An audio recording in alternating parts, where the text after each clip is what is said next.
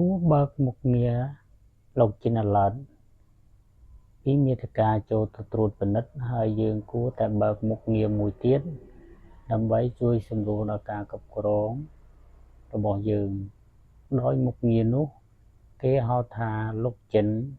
Alert ដែលវានឹងធ្វើការផ្ដល់សារដំណឹងមកកាន់យើងភ្លាមនៅពេលដែលមាននរណាម្នាក់ព្យាយាម Login ចូលទៅប្រើគណនីរបស់យើងដូច្នេះប្រសិនបើយើងបានបើកដំណើរការមុខងារទាំងអស់គឺវាពិតជាអាចជួយយើងបានច្រើនជាពិសេសគឺអាចធានាសុវត្ថិភាពនៅក្នុង page មិនងាយនឹងមានបញ្ហាកើតឡើងចំណុចបំណ data បើនិយាយពីការលួចយក Facebook page វាដូចជាមិនងាយស្រួលពេកទេប៉ុន្តែអ្វីដែលធ្វើឲ្យអ្នកចាំលួចគណនីរបស់យើងកាន់តែងាយស្រួលគឺបណ្ដាលមកពីយើងដែលជាម្ចាស់គណនីធ្វេសប្រហែ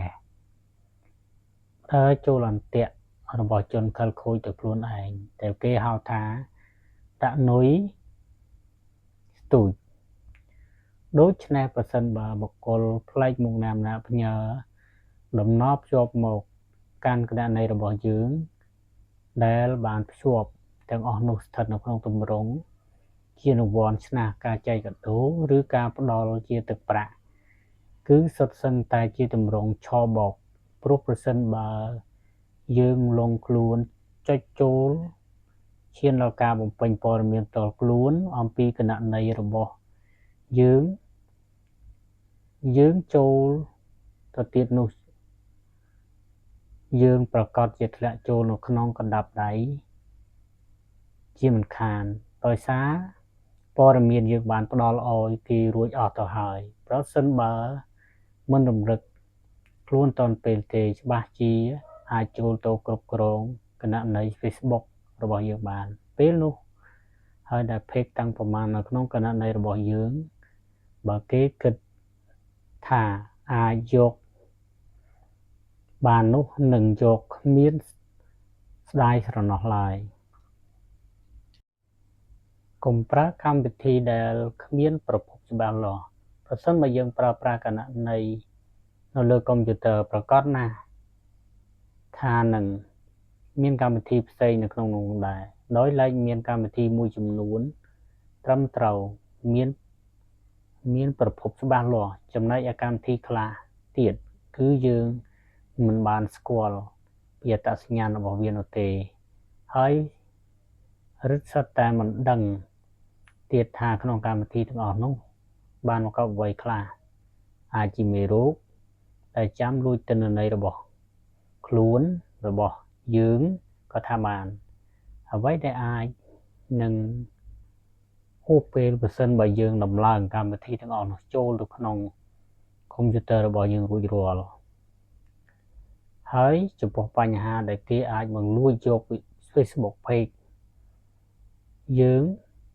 គឺមិនមែនជាការងាយស្រួលលួចបានតាមចិត្តនោះទេ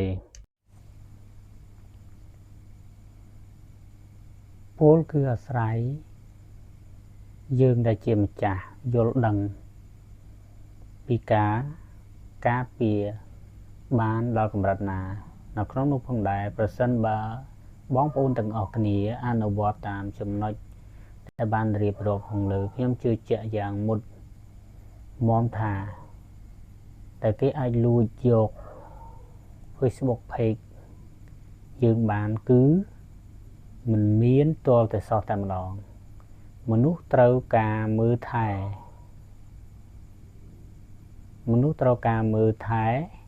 ដូច្នេះ Facebook page ក៏ត្រូវការមើលថែដូចគ្នាបើមិនចង់ខូច page ត្រូវដឹងគោលការណ៍ Facebook ទាំងនេះមាន Facebook page មួយចំនួននៅក្នុងដៃហាក់បីដូចជាមានទីផ្សារអញ្ចឹងដែរដោយយើងប្រើប្រាស់ ដើម្បីជួយដល់អាជីវកម្មរបស់យើងឲ្យកាន់តែរីកចម្រើនពេលខ្លះក៏អាចផ្លាស់ប្ដូរជីវភាពរស់នៅសឹងតែ360ដឺក្រេក៏ដោយសារតែ Facebook នេះឯងប៉ុន្តែផ្ទុយទៅវិញប្រសិនបើយើងធ្វើមាតិកាដាក់ទៅលើ page ដែលកំពុងតែផ្ទុះលក់ទំនិញដាច់អស់មិនដែលសល់ស្តុកស្រាប់តែពេលនោះ Facebook page របស់អ្នកត្រូវបានគេបិទចោលដោយកំហុសណាមួយដែលអ្នកមិនដឹងខ្លួនឬនៅសុកបាត់ចេញពីគណនីលែងឃើញទៀតតើអ្នកនឹងមានអារម្មណ៍បែបណាហើយអ្នកនឹងមានទឹកចិត្តកសាងវាឲ្យធំឡើងវិញដែរទេហើយដូច្នេះហើយបើអ្នកមិនចង់ខូច page ដោយមិនដឹងខ្លួនអ្នកគួរតែស្វែងយល់ចំណុចខ្លះដែលវាជាគោលការណ៍ឬក៏និយាយបានថាជាក្បួនច្បាប់របស់ Facebook តែគេមិនចង់ឲ្យយើងជាអ្នកប្រើប្រាស់ទៅប្រព្រឹត្តលើ platform របស់គេហើយបើយើងនៅតែប្រព្រឹត្តម្ដងហើយម្ដងទៀតនៅកំហុសដដែលនោះអ្នកនឹងរងគ្រោះមិនខានព្រោះថា Facebook គេមិនអនុញ្ញាតឲ្យយើងទេ1អំពើហិង្សានិងសកម្មភាពឧក្រិដ្ឋតាក់ទងនឹងបញ្ហាទាំងអស់នេះខ្ញុំជឿថាអ្នកទាំងអស់គ្នាប្រកាសជា